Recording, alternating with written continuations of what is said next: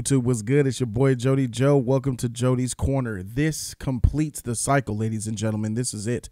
I have finished the entire series of Avatar: The Last Airbender. G-Unite, rejoice. The mission is complete, and I feel like it's been a long time coming, and I'm glad that I finally completed that. That's for the homegirl, G-Unite. Everybody just thank her. This is really where this review comes from. I'll talk about where I'm going next, but for now, this is going to be a spoiler-filled Avatar: The Last Airbender Book 3 Fire review. So, whole lot of shit. I'm just going to go off by saying that Season 1 and Season 2 were good seasons, but I feel like they wasted so much time with the filler, with the unnecessary episodes, and I said Season 3 better be full of fight, action scenes, choreography, and all that shit. I need absolute heat and fire every episode. Do not waste my time. Was Book 3 that? No, it was not. There was more episodes of things that did not inquire or have contained within it the things that I wanted to be contained within it. It was a few episodes like that. And, you know, I was in the beginning of Season 3, I was a little bit disappointed to see that, whoa, why are we in the final season and we're in fire, but it doesn't seem like there's a sense of urgency. Then as the season progressed, it started to speed up really, really, really, really quickly. And I'm like, okay, now it's starting to get beat for beat. But there's something that I got to say about Season 3. Season 3 is hands down. Season 3 is hands down the best season of this entire series, bruh. If this show consisted of Season 3 type of action and story and dialogue and character development throughout the show, let me tell you, I realize now, Season 1 and Season 2 only exist. Their only purpose is to world build, and number 2, character develop. That is it. Outside, it's almost like everything else, you could jump straight to Season 3 and go from there. But because of the world building and the character development of the characters, you need to see Season 1 and 2. And for that basis alone, nothing else. Besides that, Season 1 or 2 are literally pointless. Mind you, I said character development, world building, and character development. And you get rewarded heavily. And I would recommend that nobody go straight to Book 3 because you need to watch Book 1 and Book 2. It's impossible to go straight to Book 3. It's because of that character development. It's because of that world building that makes Season 3 a big, fat Shane Diesel cock on steroids and Xanax and Ambien with a kicker of Red Bull and then 200 milligram of Cialis. So after you bust this fat juicy nut on this thick, huge, thick season, you going straight to sleep. And that's exactly what Season 3 is. It is a Dragon Ball Z rival cum shot of character development, world building. And here's the episodes that I'm talking about. Yeah, it didn't have a gang of action in all the episodes, but here it's almost like the writers decided to like get paid double. I don't know what Season 3 has in it, but there's some magic going on. The writers are writing better. They're writing the characters better. Less time for bullshit. I saw a story arc of the boiling prison. The boiling prison story arc that lasted maybe 2 or 3 episodes. That was fire. They were telling stories that actually had meaning. You know, how about me rescue my dad from this prison, and then we meet a prisoner on the way. And then the prisoner seems like a sad guy, but then you go and do this mission with him, and then he kind of gets caught after you decide to stick it back and wait for your father to arrive, only for you to go right back to him, and he escapes again for the second time. All these characters are coming and meeting up that you haven't seen all the way from Season 1. Where I forgot what is this new the gray ghost or gray mole council, white mole, where in Season 1 the grandfather of Katara came back, and then you had the firebender that was teaching Aang for the first came back, and you had Boomy came back, and Iroh came back, and they had their secret fraternity. There was some stuff in this that was really over the top that didn't really have a lot of development because they rushed it. You could tell there was a little bit of rushing it in those last. Oh man, it was building up to something so. It needed one more season. Avatar needed that 4th season to really make it a complete, well-paced, absorb everything, appreciate it, cry and weep in its epic glory, to be like a just perfect type of cum shot show. You know what I mean? Like it needed that 4th season. I could tell some things were rushed there towards the end because it went from pacing to be really nice, good pace, steady and quick. And then it sped really fast through the last 2 or 3 episodes. I was like, wow, we're almost done. So, the side missions that they went on weren't really side missions. Yeah, I guess, cause the side missions that it's not side missions. Let me not call them that.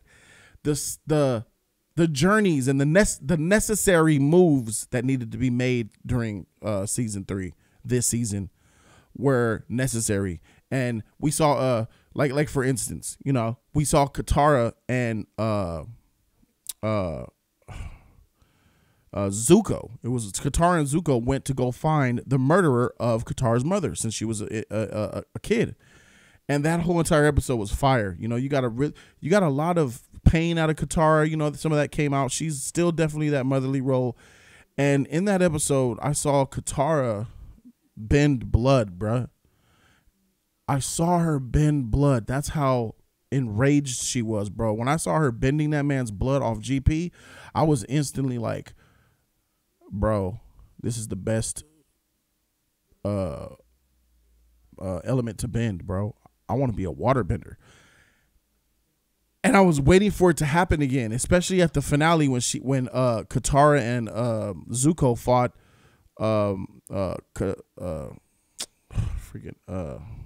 Azula. When Zuko and Katara fought Azula, she never bloodbended. That was real disappointment. Like, she spiked up and then they dropped her back down to show love to Aang and to show love to Zuko.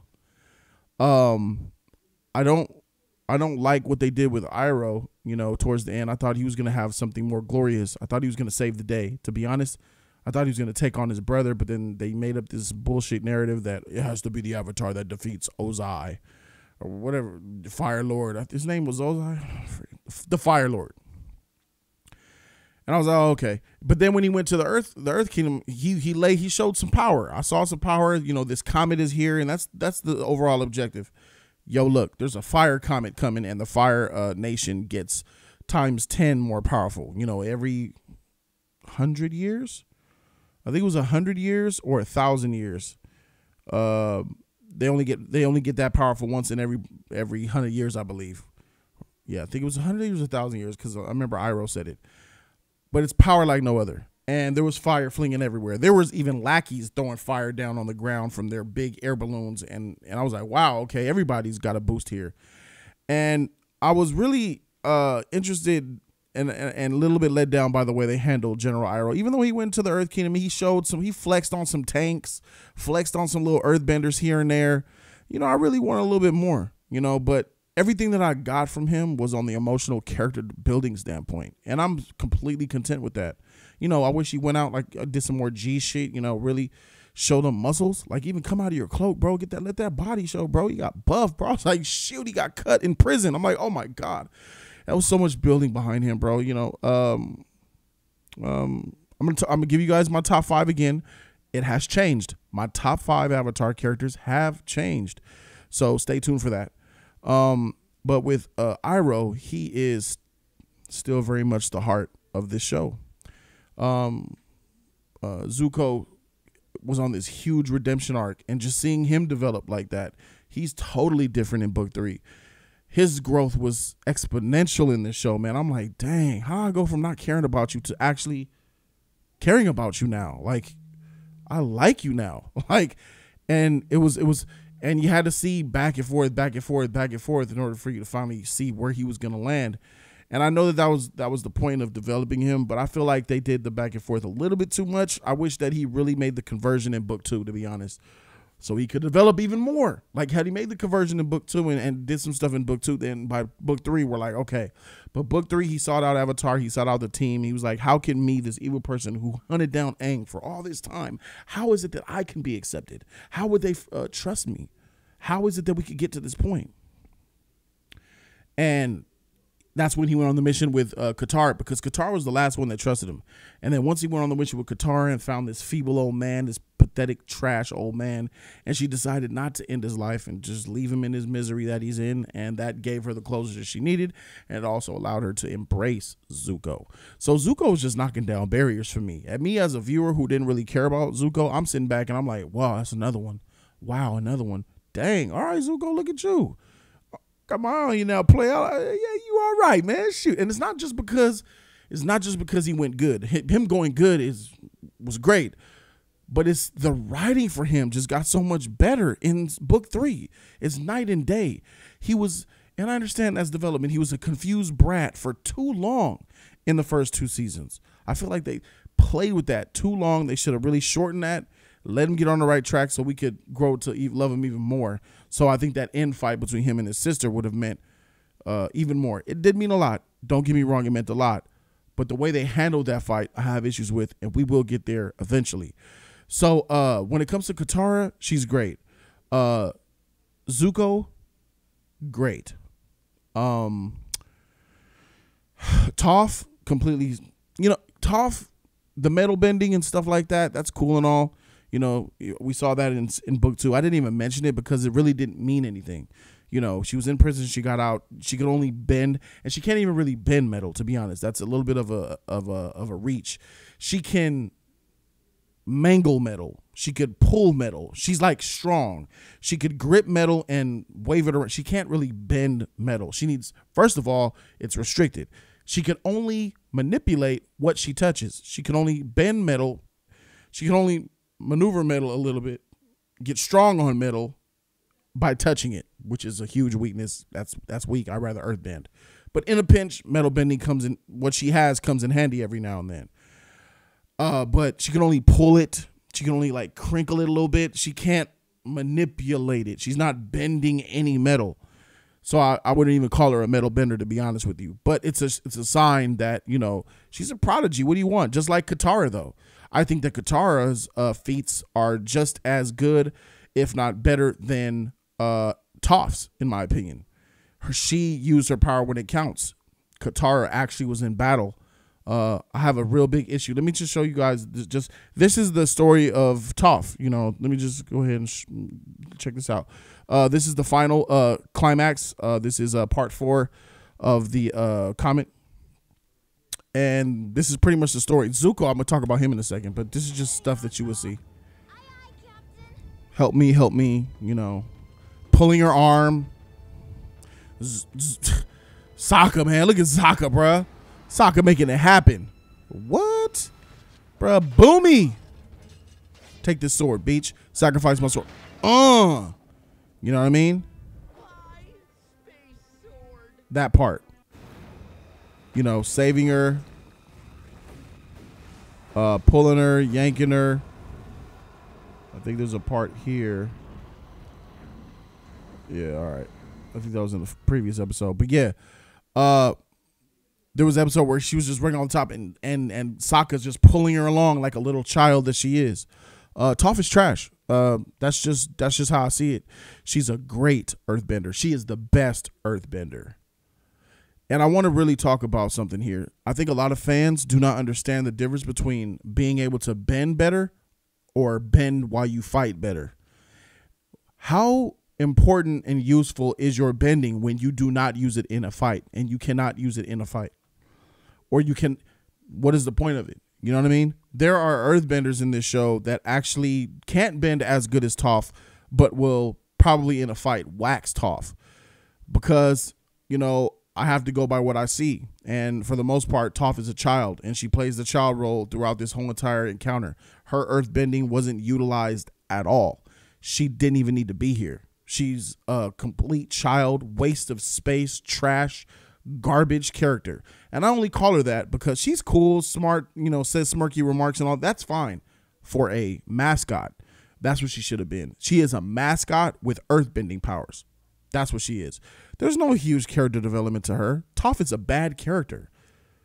I love that they had the play, like the Game of Thrones, how they were like the legendary warriors and they were watching themselves at the play. That was pretty tight.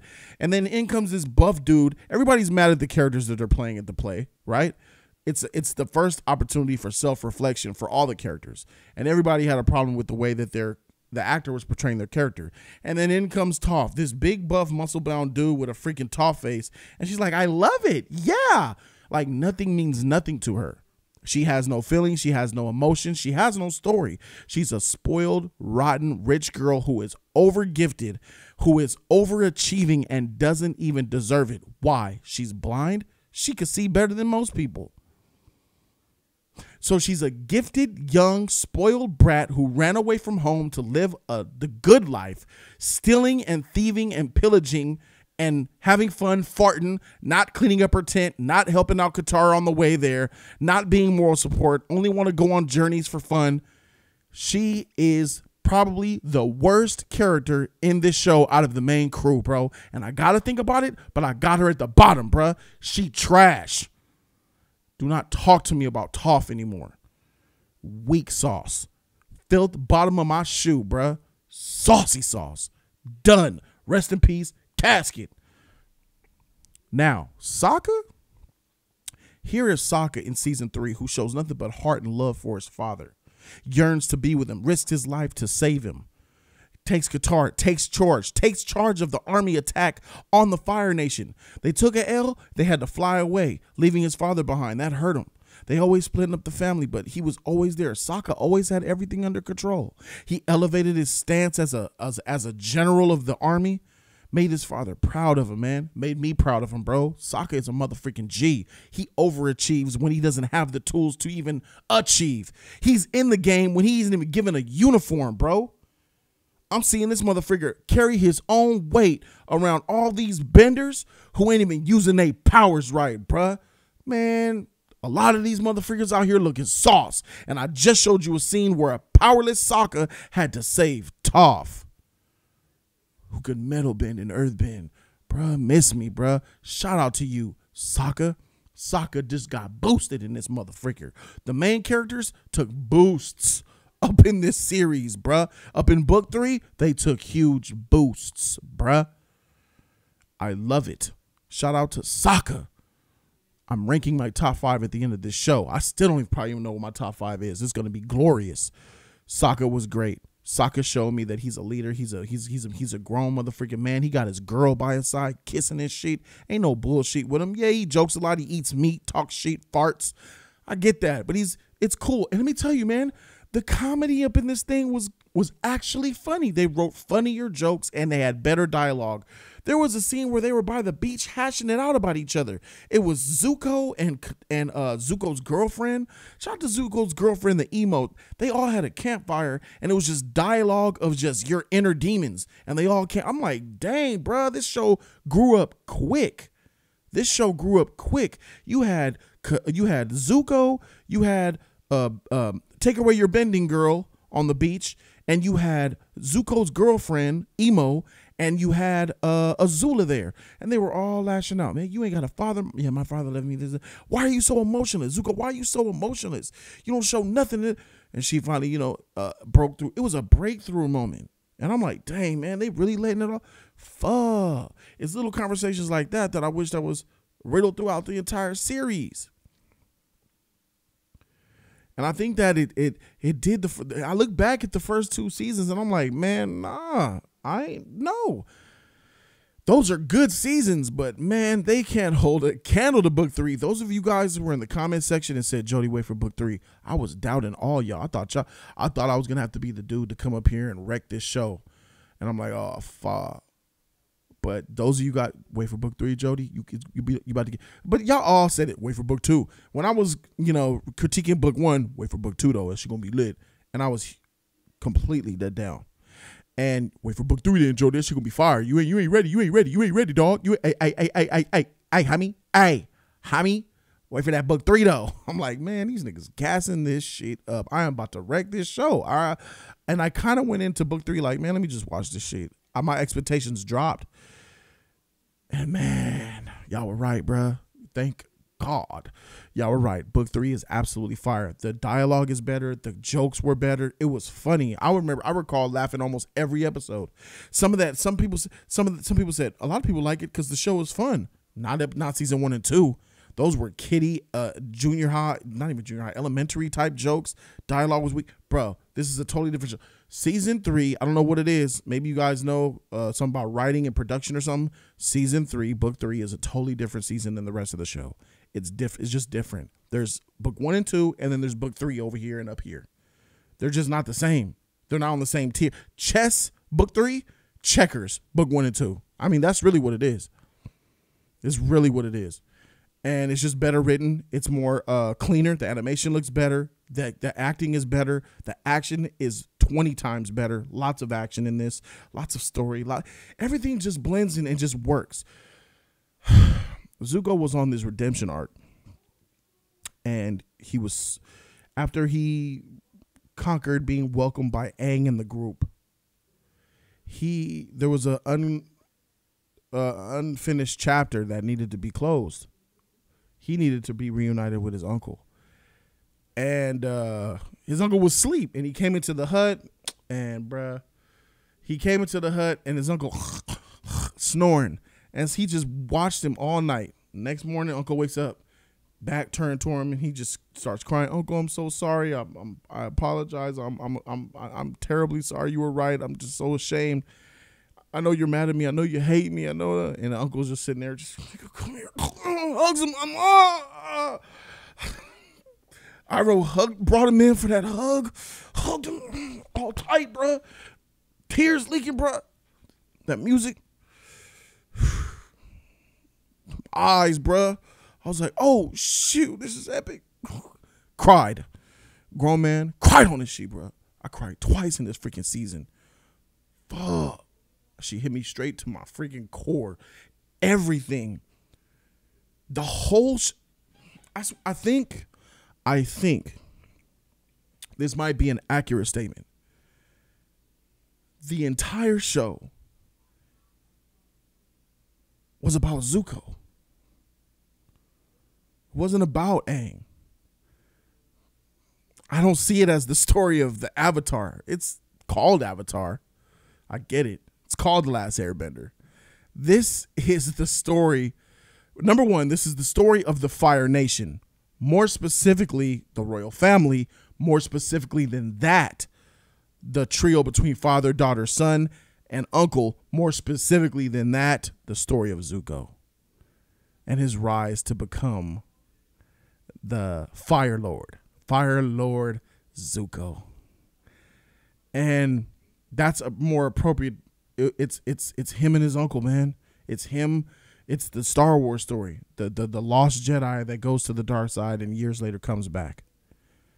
It's the story of Zuko, man. It all led up. Everything led up that I've seen, from hating Zuko, being annoyed with him, such a brat, to not even caring who Iroh was in the first book, to like, all right, he's cool, to loving him. All of that came together in one scene of one hug between two characters. That just hit. That shit hit hard, bro.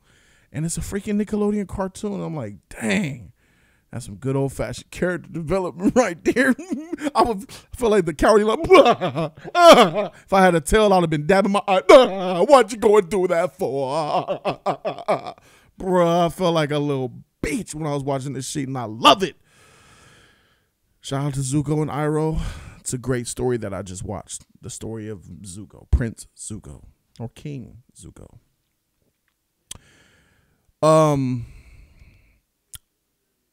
Sokka's girlfriend was dope. You know, she had her own little thing. They put respect on that relationship. That was nice. The prison episode was fantastic. The prison episode, the final climax, yeah, it's epic and visual, but like it's epic. I get you, but that prison episode of the boiling prison was so well done that could have been a season 3 ender, and season 4 could have been a better version of what the end of season 3 was. Like, the middle of season 3 has a more epic story than all of season 1 and 2. That if that boiling prison episode was the end of season 2, it would have been more proper than the actual end of season 2 Earth, in my opinion. That's how epic season 3 is. It has a whole another season finale within it that they just give it to you in the middle of the season. Like, here you go. Hey, chew on this, my nigga. I'm like, oh, she good. Was this prime rib? Yeah, that's she prime rib, man. A little come on it, bro. Yeah, you like that shit? Yeah, I like this shit. I was freaking eating that shit. And then I'm like, yeah, all right, you ready for the main course now, nigga? I'm like, what? That's what this season is. You ready for the main course now, nigga? What you mean the main course? This prime beef good. I was just a starter. Oh, wrecked. Starter? Yeah, bro, I got this leg of lamb on the roast. Been on there for 8 hours, my nigga. I got some strawberry cheesecake. I got some truffle. You got truffle? Yeah, I got truffle. You like truffle? I love truffle. Wait. Is it the Asian truffle? Or is it the French, the European truffle? It's that European sheet, my nigga. Oh, $500 an ounce sheet. That's what this season is, bro. It just gave it to you like, here you go, my nigga. Imagine just going about your life. Imagine going to go see Dunkirk, right? You go into the theater, pay your ticket. Boop, boop. Welcome. You have your mask? Yeah, I have my mask. All right. 2 for Dunkirk. Not Dunkirk. Tenet. 2 for Tenet, please. All right. Boop, boop, boop, boop. All right. Theater 14 on your left. Right over that way. Thank you. All right. Thanks. For sure. Freak out here. Ticket taker. All right, for sure. Tickets, please. Yeah, here you go. Right this way. And then you sit down in your seat. You're like, all right, for sure. Tenet. All right, everybody got masks. All right, let's go. Let's watch this Tenet, man. I'm scared. And then it just plays.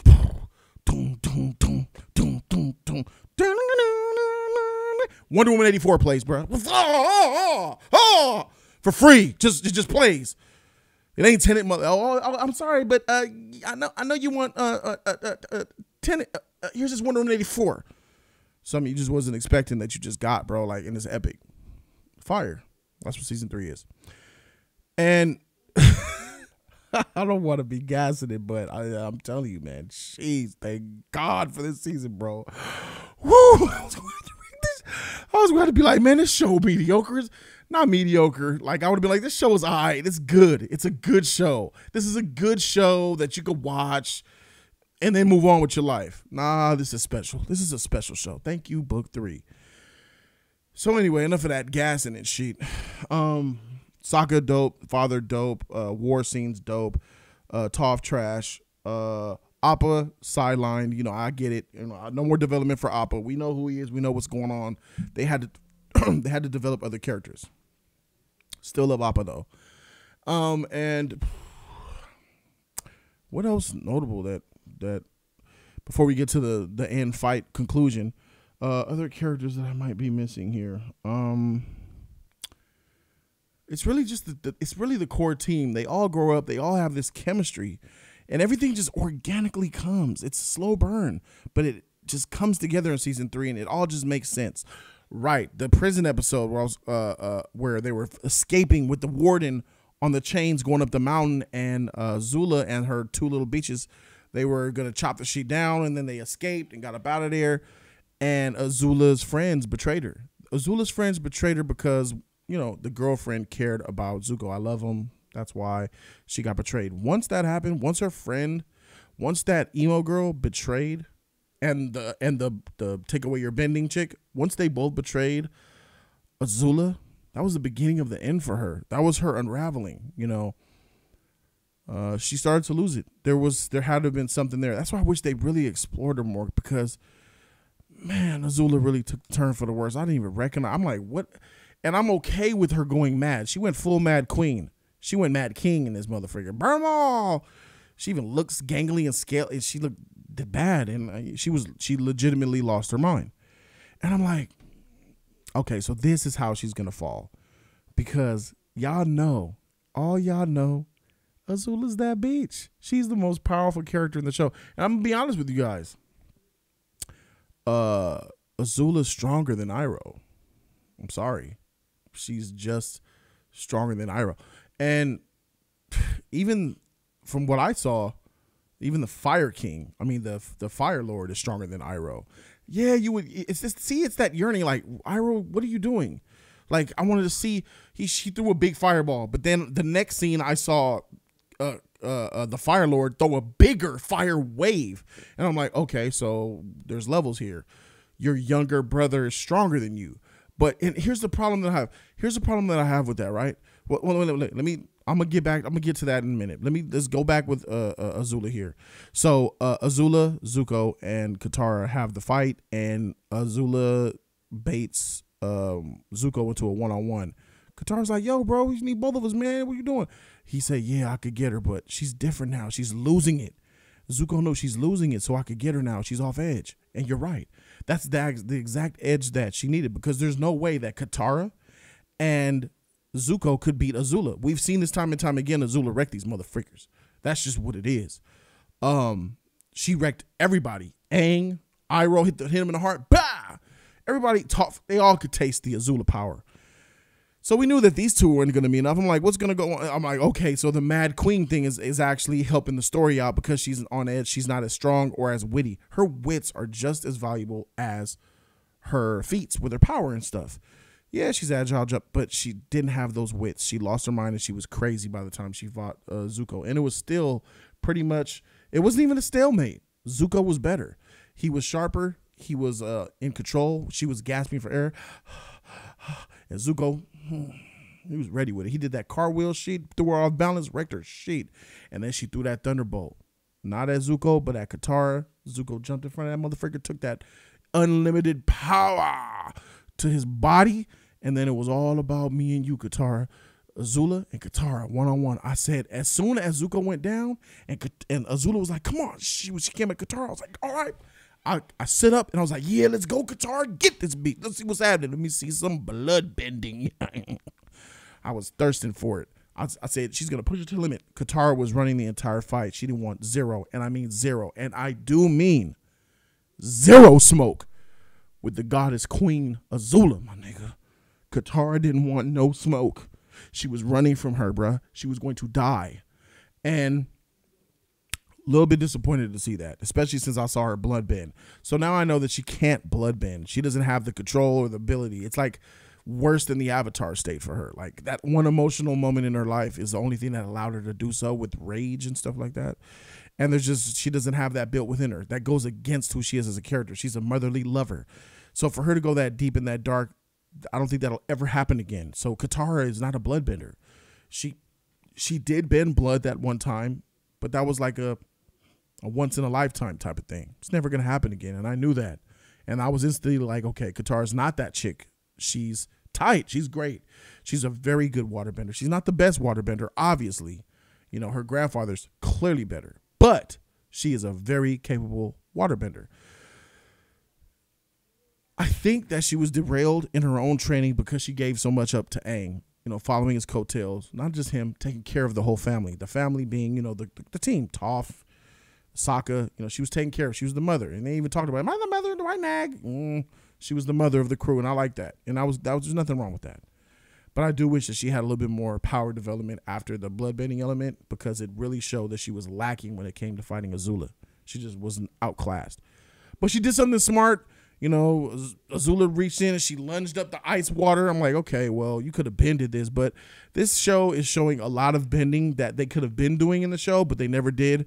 So they're being more creative and realistic with how we would bend it, and they're doing that. And she even maneuvering in the ice wall. She maneuvered herself. She froze themselves, and then Katara maneuvered out of that sheet and handcuffed her. I'm like, this is great. Why you ain't ever did this before? I get it, because the writers are better now and they're doing something different. Okay.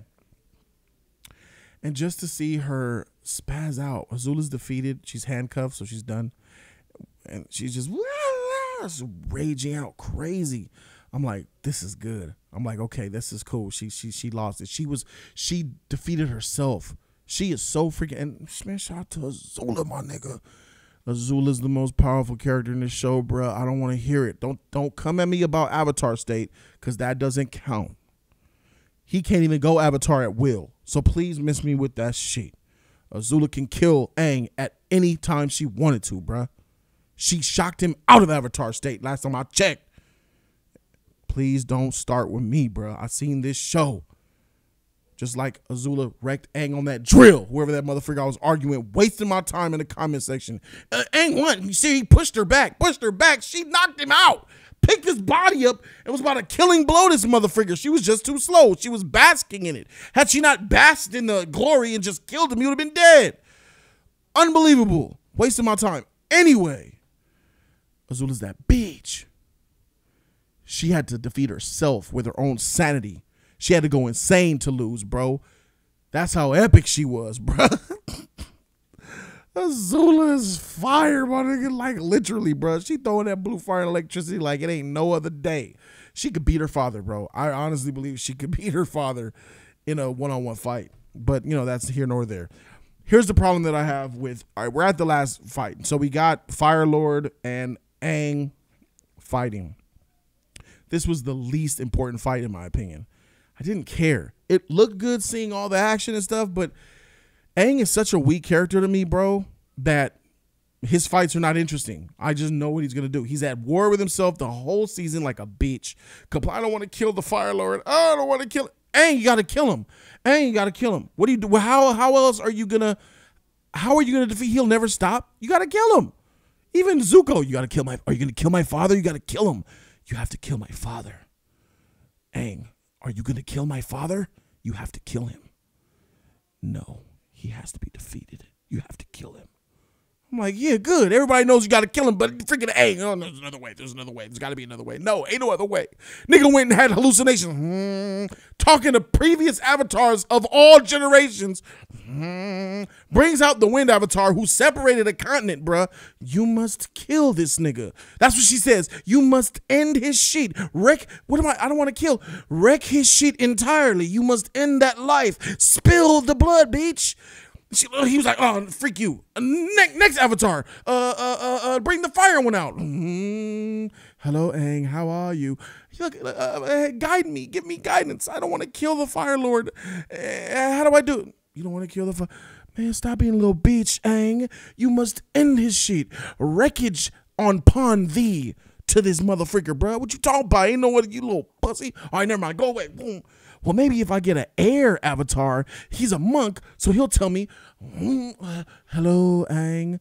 Yes, I know our people are strong. I don't want to kill the Fire Lord. Oh, well, you got to do what you got to do.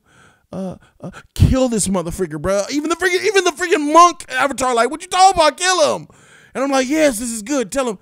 And they're cramming it down so deep by everybody in this show that Aang has to kill the Fire Lord that I knew they were going to do something stupid to where he doesn't kill him, but there was nothing that they could have done. Let me tell you, I already knew he was going to kill him. I knew he wasn't going to kill him because he's a pussy, he's a bitch. I knew that there was going to be nothing that Aang could do to defeat the Fire Lord that would benefit, that would make more sense than him killing him. And I was right. A sea turtle island that moves underwater that I knew nothing about, no one knew nothing about. We know nothing about the ghost crew of Iroh and Buddy and all them other motherfucker legend secret society motherfuckers. That just came out of nowhere. Boop, just popped. I'm like, okay, so Grandpa, you couldn't tell Katara you was part of a secret society? All right, whatever. I'll dust that off. L.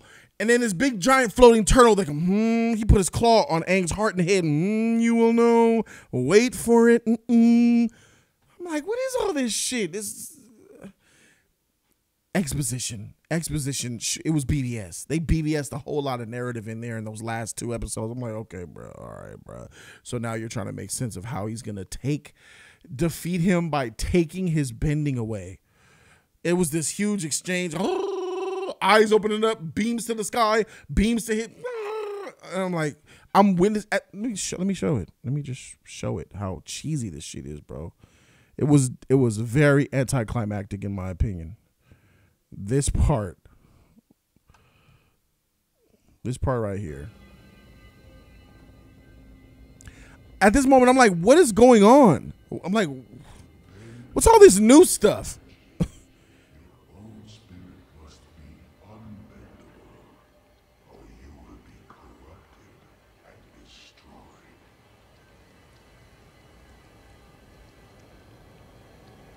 I'm like, what is going on?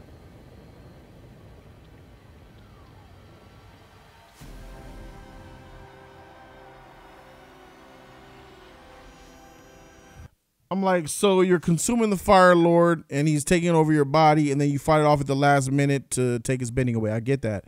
Why are you able to do this? How is this able to be done? We never heard about this. Where's this come from? It's expedited and thrown in here. It's messy and there's no defending it. It's just messy. All of this to avoid this pussy, bald, son of a bitch little child from killing him. Just kill him. It's a better show if you just kill him. But that's the beach maintenance of Avatar. And talking about the Avatar, speaking about the, let me get to this Fire Lord. So this Fire Lord has all this ability. And let me tell you what my problem is with the Fire Lord's ability. My problem with the Fire Lord is very simple. My problem with the Fire Lord is that it doesn't show any training from him, any power, any fights at all.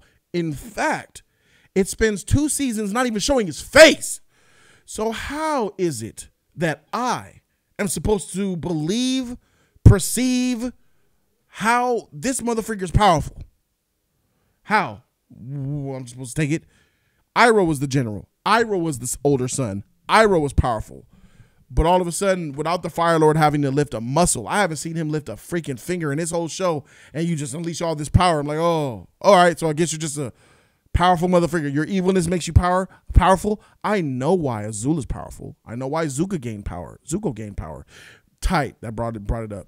So Aang and Zuko got juiced and they cheated because they got power from the actual dragons.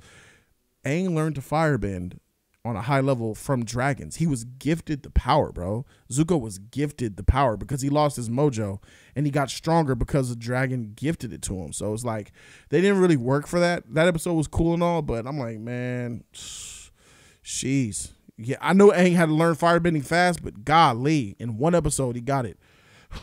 I was like, jeez, man, slow it down. Slow it all the way down. That's why we need a season 4. But yeah, Zuko. So there is an asterisk by Zuko's win. There's a huge asterisk on Aang. Aang is a walking, talking asterisk. You're gifted, and then all of a sudden he's bending all the elements for the first time. You know, he's getting he's fighting the Fire Lord, and the Fire Lord is coming at him with everything he has. All he has is firepower. Aang has fire as well. Aang gets a boost, but he cannot see the Fire Lord. He's running from him. He can bend earth, water, fire, and air. And he's running and getting his butt whooped, dodging, running for his life, getting wrecked by the Fire Lord, who only has fire. Nigga, you supposed to be the Avatar. And it's just, and I already knew what I knew what the fight was going to be. I'm like, okay, Aang's going to get waxed and whooped to death until the last minute when the Avatar takes over his body uncontrollably and then wrecks him. Duh. And guess what happened? He was getting his shit pushed in. He was about to get melted in a bubble rock. And the Avatar came out and pushed out and wrecked his shit. And that's what happened. Here we go right here. Play this shit for y'all. Look, here's the final blow. Like, triple fire. Melted on right in the front. Blow that rock away. Get your shit wrecked, little nigga. Wrecked his shit. Bow right on the back. F this back up. Tow him up. Trigger the Avatar state. He comes out strong, you know, Avatar doing his Avatar thing, taking over, blah, blah. He has no control of what he's doing. Avatar has taken over his body. Bro, I'm gonna be honest. I don't care about the Avatar. I do not care about the Avatar state in this show. It doesn't mean anything to me. You know what I care about? I care about these characters. I care about these characters who train and fight for what they have. Not little boys who are gifted immense power, don't want it, run from it at every single turn. And even when everyone makes it clear that this is something that you have to do, like you absolutely have to do, you still find a way to go around it and avoid doing it. You are the definition of a pussy. That is what Aang is. Don't talk to me about no Aang. Look, if you guys like Aang, like him. He's bald, he's funny, he's innocent, he's childish, he has lots of fun, And he sees things on the simpler, nicer, calmer side. There's lots to love about him.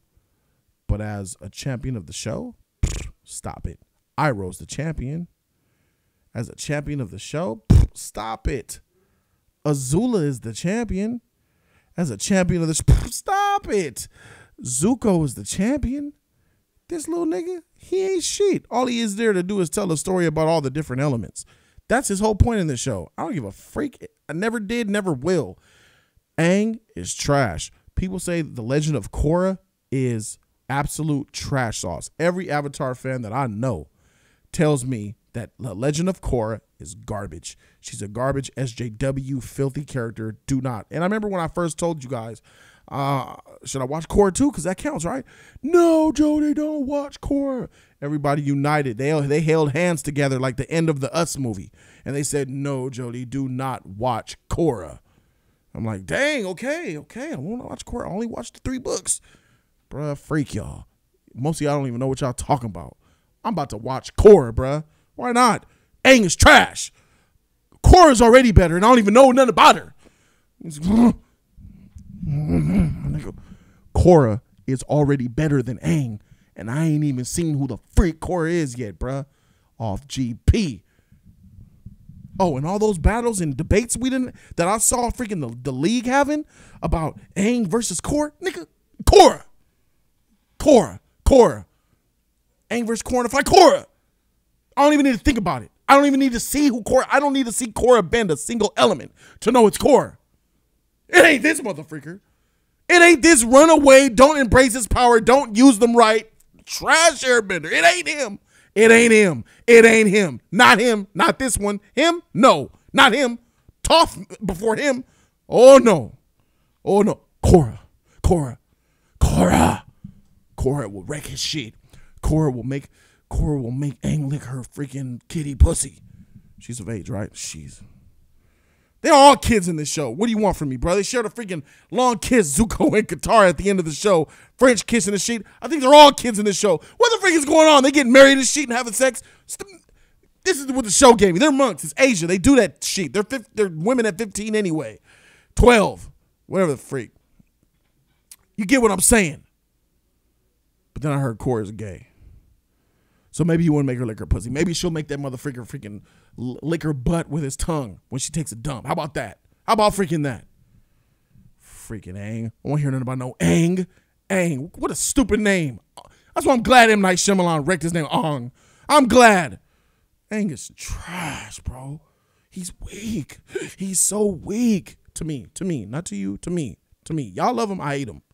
Y'all love him. It's fine. I like that you guys love him. That's cool. Hey, you know, I can really see y'all perspective. I hate him. Let me hate him. I'll let y'all love him. Let's leave it at that. Don't come to me about selling me on Aang. I'll wreck your shit. I'm ready for debates. I'm ready. Who want it? Who want the smoke? Who want the smoke? I got the smoke. Who gonna try to tell me about anybody? Who gonna try to tell me that Iroh, Zuko, Azula is better than Aang could beat any of them in a head-up fight without the Avatar state, because he don't have it. He still, at the end of this show, can't even control Avatar state, bro. What the freak is his point? What's his purpose? He still can't control Avatar state. He can just be killed and be done with. They don't have to play with Aang. Oh, yeah, I'm going to push you to your limit so you can bring the Avatar out. He could Azula that bitch again. Azula, throw lightning on his head when he's trying to go Avatar and kill him. Bro, miss me. Freak you. Miss me. Aang trash. Some of y'all mad in the motherfucker. Y'all on the keyboard right now.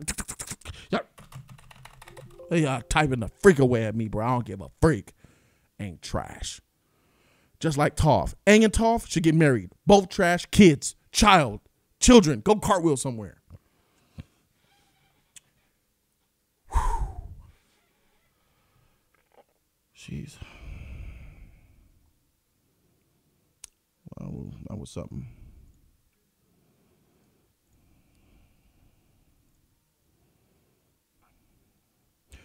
I'll give Avatar The Last Airbender, Book 3.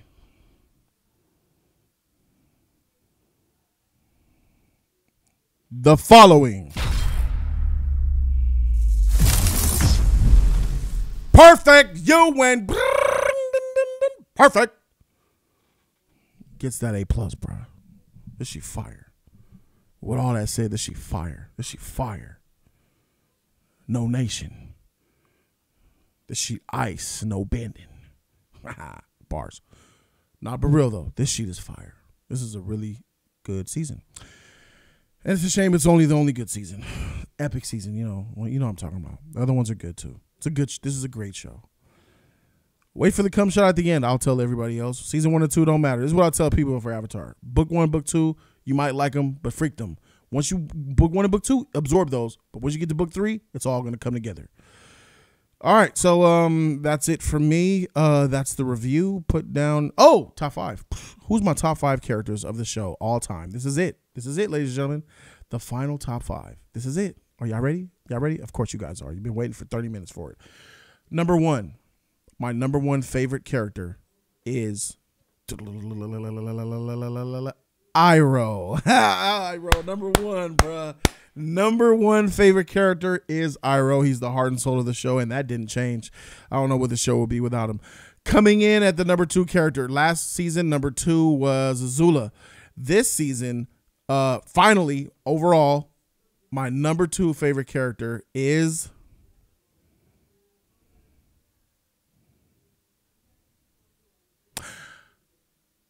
Azula. Shout out to my girl Azula. Number 2, bruh. Number 2. Number 3. Azula.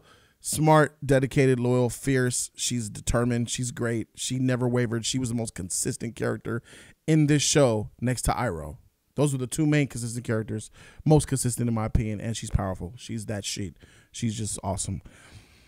Coming in number 3. After season 2, who was my 3rd favorite character? It was Katara, wasn't it? Coming in at number 3 is new entry, Prince Zuko was my number 3, bro. Bring that up here, bro. Zuko elevated himself so incredibly high that he really rivaled Azula. I had to really think about that. Like maybe Iroh then Zuko, but I was like, nah, Azula's been too consistent. Too consistent. Gave me what Zuko was very much season 3. Season 3 is the best he was, and had he not, been back and forth, he could have been number 2, maybe number 1. So that's number 3. Number 4 was Appa. But we're gonna bring it into Katara. Shout out to my girl Katara's number 4. She had to take that step down because her character took a step down this season. Someone had to take the spot. Zuko had to take that. Give me that. And the 5th slot. The 5th slot, which is a disservice because this character is really, really dope. It's just these other characters but this is a really fine character. And welcome to the top 5 for the first time. Sokka, bruh. Shout out to my dude Sokka. My top 5: Sokka, Katara, Zuko, Azula, Iroh, Aang, Toph. Trash. Y'all ain't my freak out of here. There it is, ladies and gentlemen. Great characters, great show, A+ season. Thank you guys so very much for watching. I'm gonna keep it a buck with y'all. That's all I know how to do. Let me know what you guys think. I know it's gonna piss y'all off some more. I don't give a freak, bruh. That's why you guys asked me to do these reviews, because I'm gonna be honest with y'all. All right, thank you guys so very much for watching. I'm Jody Joe, and I'm out this thing, man. Complete. Legend of Korra and Attack on Titan, I'm coming. And I'm out this thing. Deuces.